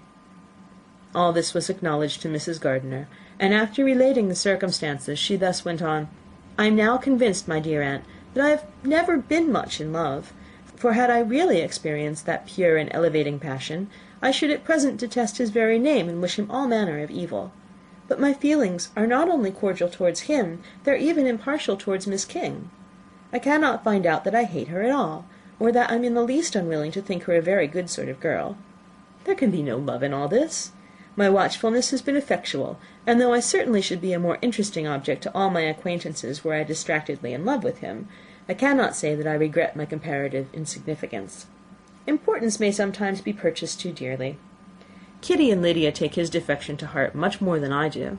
They are young in the ways of the world, and not yet open to the mortifying conviction that handsome young men must have something to live on as well as the plain." End of Chapter 26. Read by Kristen McQuillan, November 7th, 2005. Chapter 27. With no greater events than these in the Longbourn family, and otherwise diversified by little beyond walks to Meryton, sometimes dirty and sometimes cold, did January and February pass away. March was to take Elizabeth to Hunsford. She had not at first thought very seriously of going thither, but Charlotte, she soon found, was depending on the plan, and she gradually learned to consider it herself with greater pleasure as well as greater certainty. Absence had increased her desire of seeing Charlotte again, and weakened her disgust of Mr. Collins. There was novelty in the scheme, and as with such a mother and such uncompanionable sisters, home could not be faultless. A little change was not unwelcome for its own sake. The journey would moreover give her a peep at Jane, and in short, as the time drew near, she would have been very sorry for any delay. Everything, however, went smoothly, and was finally settled according to Charlotte's first sketch. She was to accompany Sir William and his second daughter. The improvement of spending a night in London was added in time, and the plan became perfect as plan could be. The only pain was in leaving her father, who would certainly miss her, and who, when it came to the point, so little liked her going, that he told her to write to him, and almost promised to answer her letter. The farewell between herself and Mr. Wickham was perfectly friendly, on his side even more. His present pursuit could not make him forget that Elizabeth had been the first to excite and to deserve his attention, the first to listen and to pity, the first to be admired, and in his manner of bidding her adieu, wishing her every enjoyment, reminding her of what she was to expect in Lady Catherine de Bourgh, and trusting their opinion of her, their opinion of everybody, would always coincide, there was a solicitude, an interest which she felt must ever attach her to him with a most sincere regard, and she parted from him convinced that, whether married or single, he must always be her model of the amiable and pleasing. Her fellow travellers the next day were not of a kind to make her think him less agreeable. Sir William Lucas and his daughter Maria, a good-humoured girl, but as empty-headed as himself, had nothing to say that could be worth hearing, and were listened to with about as much delight as the rattle of the chaise. Elizabeth loved absurdities, but she had known Sir William's too long. He could tell her nothing new of the wonders of his presentation in knighthood, and his civilities were worn out like his information. It was a journey of only 24 miles, and they began it so early as to be in Gracechurch Street by noon. As they drove to Mr. Gardiner's door, Jane was at a drawing-room window watching their arrival. When they entered the passage, she was there to welcome them, and Elizabeth, looking earnestly in her face, was pleased to see it healthful and lovely as ever. On the stairs were a troop of little boys and girls, whose eagerness for their cousin's appearance would not allow them to wait in the drawing-room, and whose shyness, as they had not seen her for a 12-month, prevented their coming lower. All was joy and kindness. The day passed most pleasantly away, the morning in bustle and shopping, and the evening at one of the theatres. Elizabeth then contrived to sit by her aunt, Their first object was her sister, and she was more grieved than astonished to hear, in reply to her minute inquiries, that although Jane always struggled to support her spirits, there were periods of dejection. It was reasonable, however, to hope that they would not continue long. Mrs. Gardiner gave her the particulars also of Miss Bingley's visit in Gracechurch Street, and repeated conversations occurring at different times between Jane and herself, which proved that the former had, from her heart, given up the acquaintance. Mrs. Gardiner then rallied her niece on Wickham's desertion, and complimented her on bearing it so well. "But, my dear Elizabeth," she added, "what sort of girl is Miss King? I should be sorry to think our friend mercenary." "Pray, my dear aunt, what is the difference in matrimonial affairs between the mercenary and the prudent motive? Where does discretion end and avarice begin?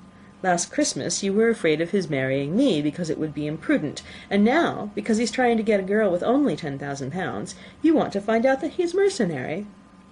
If you will only tell me what sort of girl Miss King is, I shall know what to think." "She's a very good kind of girl, I believe. I know no harm of her."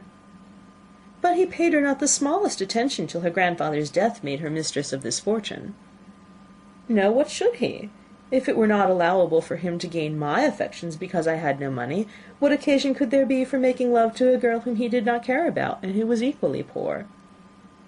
"But there seems an indelicacy in directing his attentions towards her so soon after this event.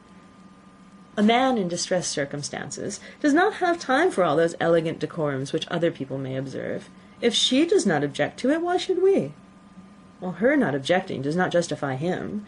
It only shows her being deficient in something herself, sense or feeling." "Well," cried Elizabeth, "have it as you choose. He shall be mercenary, and she shall be foolish." "No, Lizzie, that's what I do not choose. I should be sorry, you know, to think ill of a young man who's lived so long in Derbyshire." "Oh, if that is all, I have a very poor opinion of young men who live in Derbyshire, and their intimate friends who live in Hertfordshire are not much better. I'm sick of them all. Thank heaven I'm going to-morrow, where I shall find a man who has not one agreeable quality, who has neither manner nor sense to recommend him. Stupid men are the only ones worth knowing, after all." "Oh, take care, Lizzie, that speech savours strongly of disappointment." Before they were separated by the conclusion of the play, she had the unexpected happiness of an invitation to accompany her uncle and aunt on a tour of pleasure which they proposed taking in the summer. "We have not determined how far it shall carry us," said Mrs. Gardiner, "but perhaps to the Lakes." No scheme could have been more agreeable to Elizabeth, and her acceptance of the invitation was most ready and grateful. "Oh, my dear, dear aunt," she rapturously cried, "what delight! What felicity! You give me fresh life and vigour. Adieu to disappointment and spleen. What are young men to rocks and mountains? Oh, what hours of transport we shall spend! And when we do return, it shall not be like other travellers, without being able to give one accurate idea of anything. We will know where we have gone. We will recollect what we have seen. Lakes, mountains, and rivers shall not be jumbled together in our imaginations. Nor, when we attempt to describe any particular scene, will we begin quarrelling about its relative situation. Let our first effusions be less insupportable than those of the generality of travellers." End of Chapter 27. Read by Kristen McQuillan, Tokyo, Japan, November 7th, 2005. Chapter 28. Every object in the next day's journey was new and interesting to Elizabeth, and her spirits were in a state of enjoyment, for she had seen her sister looking so well as to banish all fear for her health, and the prospect of her northern tour was a constant source of delight. When they left the high road for the lane to Hunsford, every eye was in search of the parsonage, and every turning expected to bring it in view. The palings of Rosings Park was their boundary on one side. Elizabeth smiled at the recollection of all that she had heard of its inhabitants.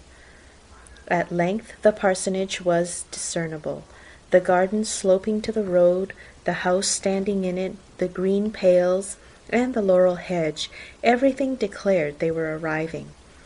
Mr. Collins and Charlotte appeared at the door, and the carriage stopped at the small gate, which led by a short gravel walk to the house, amidst the nods and smiles of the whole party.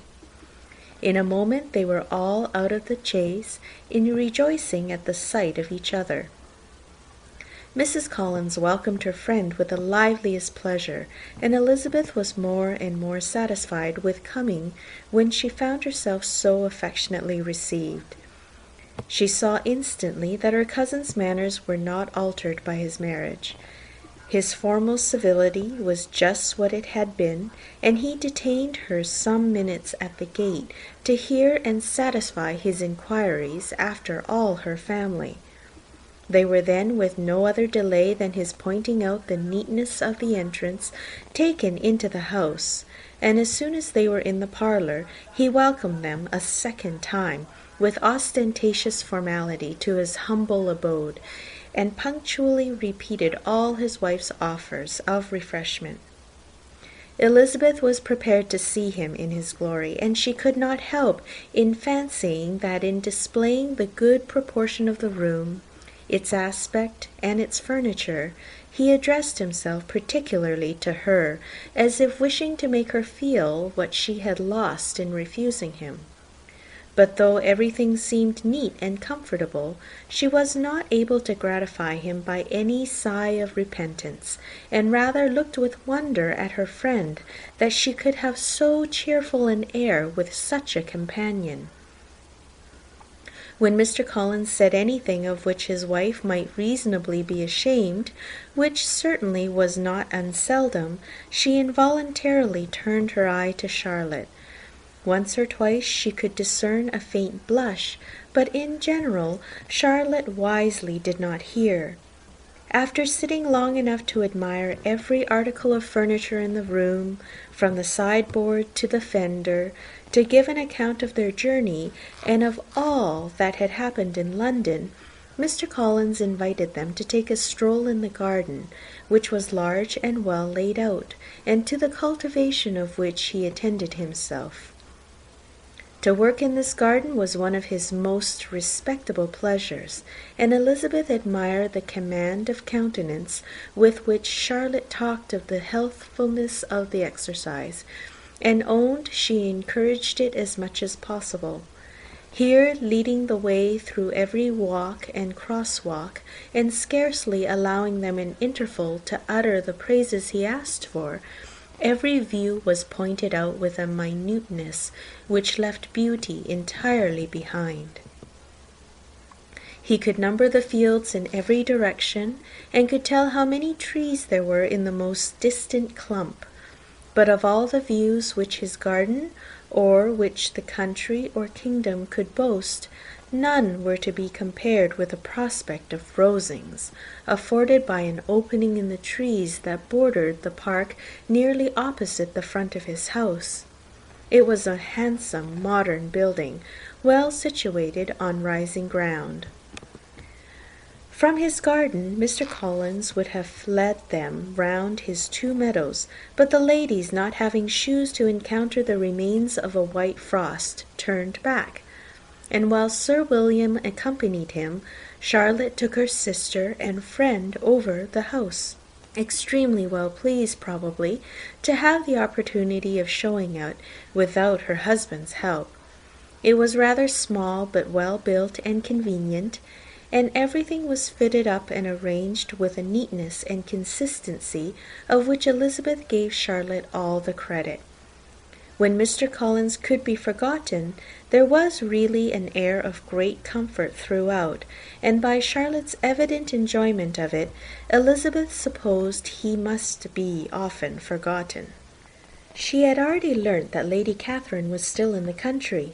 It was spoken of again while they were at dinner, when Mr. Collins, joining in, observed, "Yes, Miss Elizabeth, you will have the honour of seeing Lady Catherine de Bourgh on the ensuing Sunday at church, and I need not say you will be delighted with her. She is all affability and condescension, and I doubt not but you will be honoured with some portion of her notice when service is over. I have scarcely any hesitation in saying she will include you and my sister Maria in every invitation with which she honours us during your stay here. Her behaviour to my dear Charlotte is charming. We dine at Rosings twice every week, and are never allowed to walk home. Her ladyship's carriage is regularly ordered for us. I should say one of her ladyship's carriages, for she has several. Lady Catherine is a very respectable, sensible woman indeed, added Charlotte, and a most attentive neighbour. Very true, my dear, that is exactly what I say. She is the sort of woman whom one cannot regard with too much deference. The evening was spent cheerfully in taking over Hertfordshire news, and telling again what had already been written, and when it closed, Elizabeth, in the solitude of her chamber, had to meditate upon Charlotte's degree of contentment, to understand her addressing in guiding and composure in bearing with her husband, and to acknowledge that it was all done very well. She had also to anticipate how her visit would pass, the quiet tenor of their usual employments, the vexatious interruptions of Mr. Collins, and the gaieties of their intercourse with Rosings. A lively imagination soon settled it all. About the middle of the next day, as she was in her room getting ready for a walk, a sudden noise below seemed to speak the whole house in confusion, and after listening a moment, she heard somebody running upstairs in a violent hurry and calling loudly after her. She opened the door and met Maria in the landing-place, who, breathless with agitation, cried out, "Oh, my dear Eliza! Pray make haste and come into the dining-room, for there is such a sight to be seen. I will not tell you what it is. Make haste and come down this moment." Elizabeth asked questions in vain. Maria would tell her nothing more, and down they ran into the dining-room, which fronted the lane, in quest of this wonder. It was two ladies stopping in a low phaeton at the garden gate. "And is this all?" cried Elizabeth. "I expected at least that the pigs were got into the garden, and here is nothing but Lady Catherine and her daughter." "La, my dear," said Maria, quite shocked at the mistake, "it is not Lady Catherine. The old lady is Mrs. Jenkinson, who lives with them. The other is Miss de Bourgh. Only look at her. She is quite a little creature. Who would have thought that she could be so thin and small? She is abominably rude to keep Charlotte out of doors in all this wind. Why does she not come in?" "Oh, Charlotte says she hardly ever does. It is the greatest of favours when Miss de Bourgh comes in." "I like her appearance," said Elizabeth, struck with other ideas. "She looks sickly and cross. She will do for him very well. She will make him a very proper wife." Mr. Collins and Charlotte were both standing at the gate in conversation with the ladies, and Sir William, to Elizabeth's high diversion, was stationed in the doorway in earnest contemplation of the greatness before him, and constantly bowing whenever Miss de Bourgh looked that way. At length there was nothing more to be said. The ladies drove on, and the others returned to the house. Mr. Collins no sooner saw the two girls than he began to congratulate them on their good fortune, which Charlotte explained by letting them know that the whole party was asked to dine at Rosings the next day. End of Chapter 28. Chapter 29. Mr. Collins's triumph in consequence of this invitation was complete. The power of displaying the grandeur of his patroness to his wondering visitors, and of letting them see her civility towards himself and his wife, was exactly what he had wished for, and that an opportunity of doing it should be given so soon was such an instance of Lady Catherine's condescension as he knew not how to admire enough. "I confess," said he, "that I should not have been at all surprised by her ladyship's asking us on Sunday to drink tea, and spending the evening at Rosings. I rather expected, from my knowledge of her affability, that it would happen. But who could have foreseen such an attention as this? Who could have imagined that we should receive an invitation to dine there, an invitation, moreover, including the whole party, so immediately after your arrival?" "I am the less surprised at what has happened," replied Sir William, "from that knowledge of what the manners of the great really are, which my situation in life has allowed me to acquire. About the court, such instances of elegant breeding are not uncommon.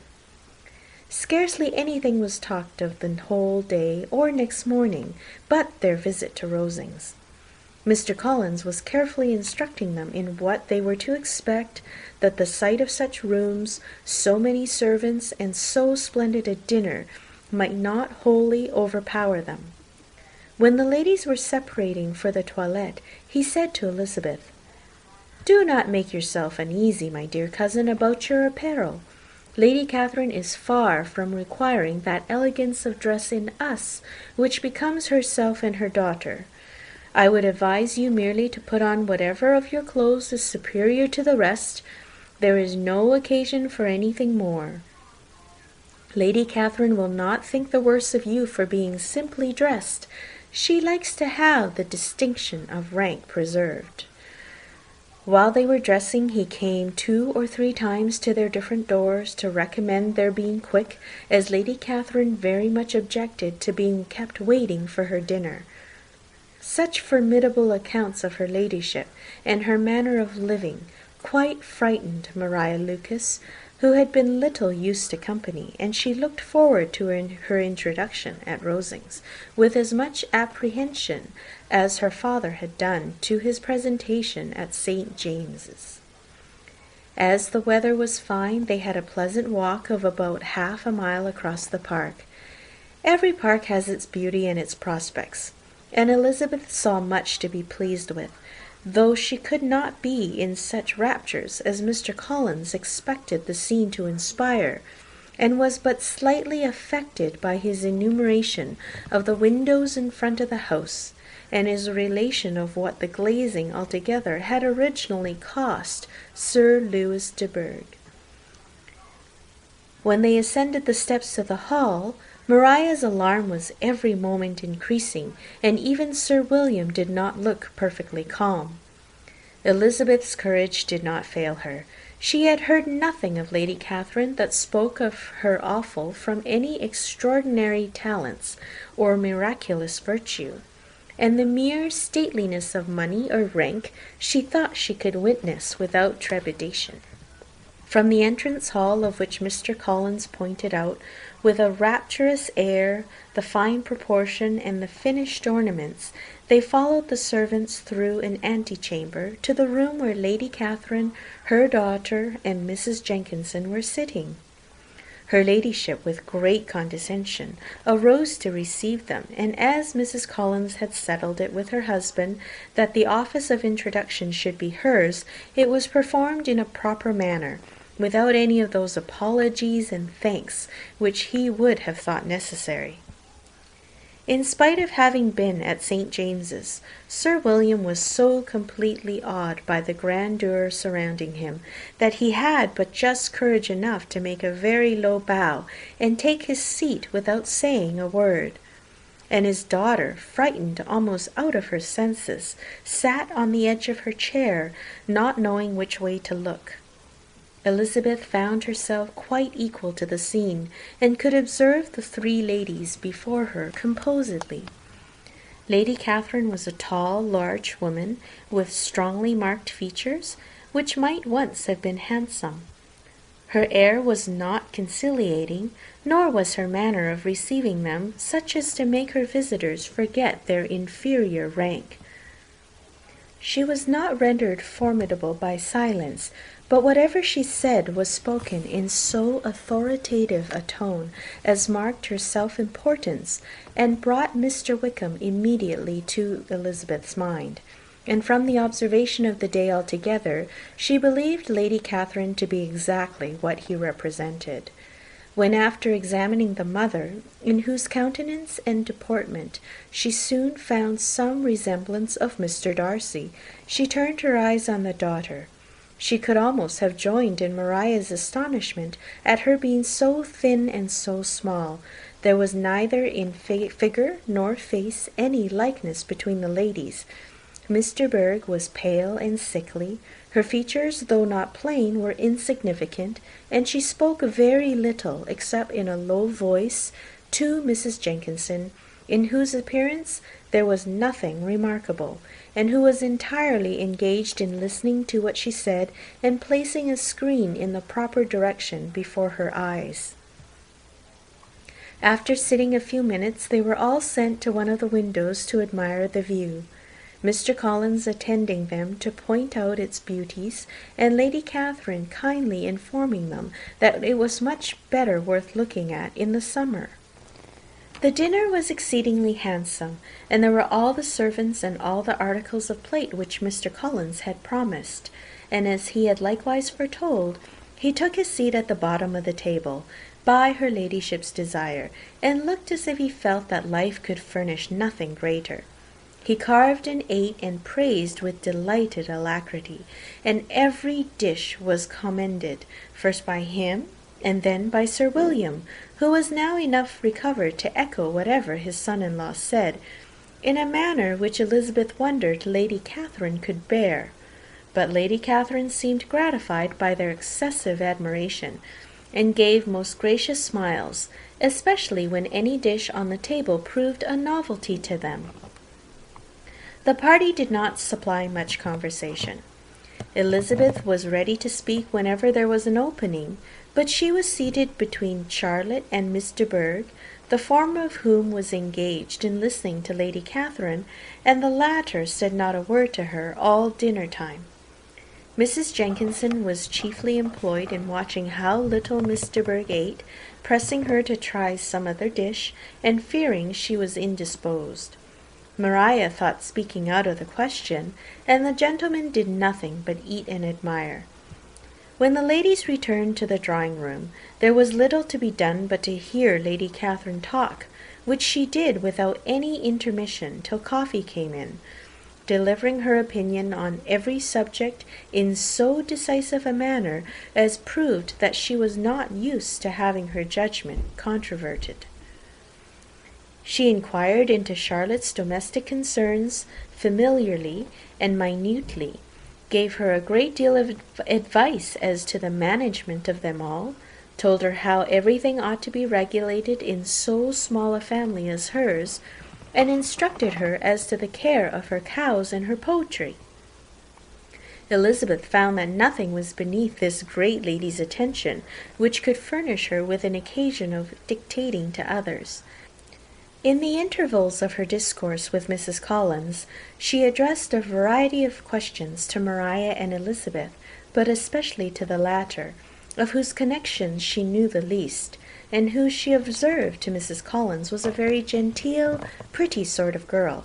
She asked her at different times how many sisters she had, whether they were older or younger than herself, whether any of them were likely to be married, whether they were handsome, where they had been educated, what carriage her father kept, and what had been her mother's maiden name.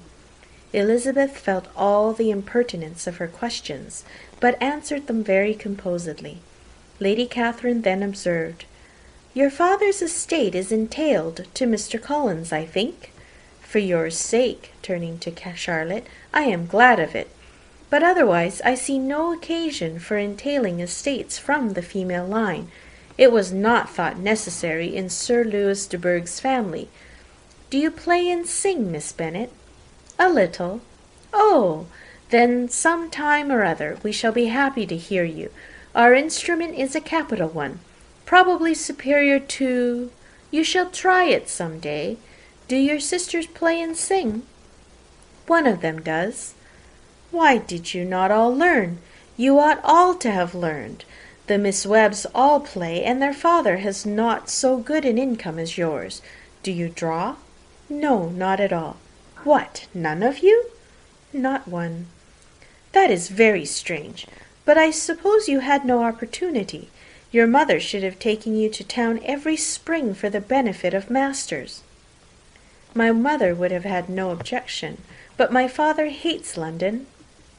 "Has your governess left you?" "We never had any governess." "No governess?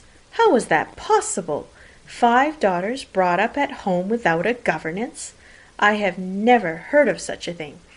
Your mother must have been quite a slave to your education." Elizabeth could hardly help smiling as she assured her that she had not been the case. "Then who taught you? Who attended to you? Without a governess, you must have been neglected." "Compared with some families, I believe we were, but such of us as wished to learn never wanted the means. We were always encouraged to read, and had all the masters that were necessary. Those who chose to be idle certainly might." "Ay, no doubt, but that is what a governess will prevent, and if I had known your mother, I would have advised her most strenuously to engage one. I always say that nothing is to be done in education without steady and regular instruction, and nobody but a governess can give it. It is wonderful how many families I have been the means of supplying in that way. I am always glad to get a young person well placed out. 4 nieces of Mrs. Jenkinson's are most delightfully situated through my means, and it was but the other day that I recommended another young person, who was merely accidentally mentioned to me, and the family are quite delighted with her. Mrs. Collins, did I tell you of Lady Metcalfe's calling yesterday to thank me? She finds Miss Pope a treasure. 'Lady Catherine,' she said, 'you have given me a treasure.' Are any of your younger sisters out, Miss Bennet?" "Yes, ma'am, all." "All? What, all 5 out at once? Very odd. And you only the second. The younger ones out before the elder ones are married? Your younger sisters must be very young." "Yes, my youngest is not 16. Perhaps she is a full young to be much in company, but really, ma'am, I think it would be very hard upon younger sisters that they should not have their share of society and amusement, because the elder may not have the means or inclination to marry early. The last born has as good a right to the pleasures of youth as the first, and to be kept back on such a motive, I think it would not be very likely to promote sisterly affection or delicacy of mind." "Upon my word," said her ladyship, "you give your opinion very decidedly for so young a person. Pray, what is your age?" "With 3 younger sisters grown up," replied Elizabeth, smiling, "your ladyship can hardly expect me to own it." Lady Catherine seemed quite astonished at not receiving a direct answer, and Elizabeth suspected herself to be the first creature who had ever dared to trifle with so much dignified impertinence. "You cannot be more than 20, I am sure, therefore you need not conceal your age." "I am not 21. When the gentlemen had joined them, and tea was over, the card tables were placed. Lady Catherine, Sir William, and Mr. and Mrs. Collins sat down to quadrille, and Mrs. de Bourgh chose to play at casino. The 2 girls had the honour of assisting Mrs. Jenkinson to make up her party. Their table was superlatively stupid. Scarcely a syllable was uttered that did not relate to the game, except when Mrs. Jenkinson expressed her fears of Mr. Bourgh's being too hot or too cold, or having too much or too little light. A great deal more passed at the other table. Lady Catherine was, generally speaking, stating the mistakes of the 3 others, or relating some anecdote of herself. Mr. Collins was employed in agreeing to everything her ladyship said, thanking her for every fish he won, and apologizing if he thought he won too many. Mr. William did not say much. He was storing his memory with anecdotes and noble names. When Lady Catherine and her daughter had played as long as they chose, the tables were broken up, the carriage was offered to Mrs. Collins, gratefully accepted, and immediately ordered. The party then gathered round the fire to hear Lady Catherine determine what weather they were to have on the morrow. From these instructions they were summoned by the arrival of the coach, and with many speeches of thankfulness on Mr. Collins's side, and as many bows on Sir William's, they departed. As soon as they driven from the door, Elizabeth was called on by her cousin to give her opinion of all that she had seen at Rosings, which for Charlotte's sake she made more favourable than it really was. But her commendation, though costing her some trouble, could by no means satisfy Mr. Collins, and he was very soon obliged to take her ladyship's praise into his own hands. End of chapter 29. Chapter 30. Sir William stayed only a week at Hunsford, but his visit was long enough to convince him of his daughter's being most comfortably settled, and of her possessing such a husband and such a neighbour as were not often met with. While Sir William was with them, Mr. Collins devoted his morning to driving him out in his gig and showing him the country. But when he went away, the whole family returned to their usual employments, and Elizabeth was thankful to find that they did not see more of her cousin by the alteration, for the chief of the time between breakfast and dinner was now passed by him either at work in the garden, or in reading and writing, and looking out of the window in his own book-room, which fronted the road. The room in which the ladies sat was backwards. Elizabeth, at first, rather wondered that Charlotte should not prefer the dining-parlour for common use. It was a better-sized room, and had a more pleasant aspect. But she soon saw that her friend had an excellent reason for what she did, for Mr. Collins would undoubtedly have been much less in his own apartment, had they sat in one equally lively, and she gave Charlotte credit for the arrangement. From the drawing-room they could distinguish nothing in the lane, and were indebted to Mr. Collins for the knowledge of what carriages went along, and how often, especially, Miss de Bourgh drove by in her phaeton, which he never failed coming to inform them of, though it happened almost every day. She not unfrequently stopped at the parsonage, and had a few minutes' conversation with Charlotte, but was scarcely ever prevailed upon to get out. Very few days passed in which Mr. Collins did not walk to Rosings, and not many in which his wife did not think it necessary to go likewise, till Elizabeth recollected that there might be other family livings to be disposed of. She could not understand the sacrifice of so many hours. Now and then they were honoured with a call from her ladyship, and nothing escaped her observation that was passing in the room during these visits. She examined into their employments, looked at their work, and advised them to do it differently, found fault with the arrangement of the furniture, or detected the housemaid in negligence, and if she accepted any refreshment, seemed to do it only for the sake of finding out that Mrs. Collins's joints of meat were too large for her family. Elizabeth soon perceived that, though this great lady was not in commission of the peace of the county, she was a most active magistrate in her own parish, the minutest concerns of which were carried to her by Mr. Collins, and whenever any of the cottagers were disposed to be quarrelsome, discontented, or too poor, she sallied forth into the village to settle their differences, silence their complaints, and scold them into harmony and plenty. The entertainment of dining at Rosings was repeated about twice a week, and, allowing for the loss of Sir William, and there being only one card-table in the evening, every such entertainment was the counterpart of the first. Their other engagements were few, as the style of living in the neighbourhood in general was beyond Mr. Collins's reach. This, however, was no evil to Elizabeth, and upon the whole she spent her time comfortably enough. There were half-hours of pleasant conversation with Charlotte, and the weather was so fine for the time of year that she had often great enjoyment out of doors. Her favourite walk, and where she frequently went while the others were calling on Lady Catherine, was along the open grove which edged that side of the park, where there was a nice sheltered path which no one seemed to value but herself, and where she felt beyond the reach of Lady Catherine's curiosity. In this quiet way, the first fortnight of her visit soon passed away. Easter was approaching, and the week preceding it was to bring an addition to the family at Rosings, which, in so small a circle, must be important. Elizabeth had heard soon after her arrival that Mr. Darcy was expected there in the course of a few weeks, and though there were not many of her acquaintances whom she did not prefer, his coming would furnish one comparatively new to look at in their Rosings parties, and she might be amused in seeing how hopeless Miss Bingley's designs on him were, by his behaviour to his cousin, for whom he was evidently destined by Lady Catherine, who talked of his coming with the greatest satisfaction, spoke of him in terms of the highest admiration, and seemed almost angry to find that he had already been frequently seen by Miss Lucas and herself.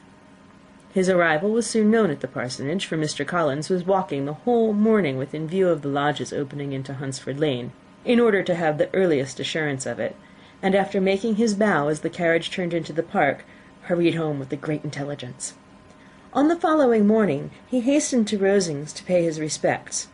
There were 2 nephews of Lady Catherine to require them, for Mr. Darcy had brought with him a Colonel Fitzwilliam, the younger son of his lord, and, to the great surprise of all the party, when Mr. Collins returned, the gentleman accompanied him. Charlotte had seen them from her husband's room crossing the road, and immediately running into the other, told the girls what an honour they might expect, adding, "I may thank you, Eliza, for this piece of civility. Mr. Darcy would never have come so soon to wait upon me." Elizabeth had scarcely time to disclaim all right to the compliment, before their approach was announced by the door-bell, and shortly afterwards the three gentlemen entered the room. Colonel Fitzwilliam, who led the way, was about 30, not handsome, but in person and address most truly the gentleman. Mr. Darcy looked just as he had been used to look in Hertfordshire, paid his compliments with the usual reserve to Mrs. Collins, and whatever might be his feelings towards her friend, met her with every appearance of composure. Elizabeth merely curtsied to him, without saying a word. Colonel Fitzwilliam entered into a conversation directly with the readiness and ease of a well-bred man, and talked very pleasantly, but his cousin, after having addressed a slight observation on the house and garden to Mrs. Collins, sat for some time without speaking to anybody. At length, however, his civility was so far awakened as to inquire of Elizabeth after the health of her family. She answered him in the usual way, and after a moment's pause added, "My eldest sister has been in town these 3 months. Have you never happened to see her there?" She was perfectly sensible that he never had, but she wished to see whether he would betray any consciousness of what had passed between the Bingleys and Jane, and she thought he looked a little confused as he answered that he had never been so fortunate as to meet Miss Bennet. The subject was pursued no farther, and the gentlemen soon afterwards went away. End of Chapter 30. Read by Kristen McQuillan. Tokyo, Japan, November 7th, 2005.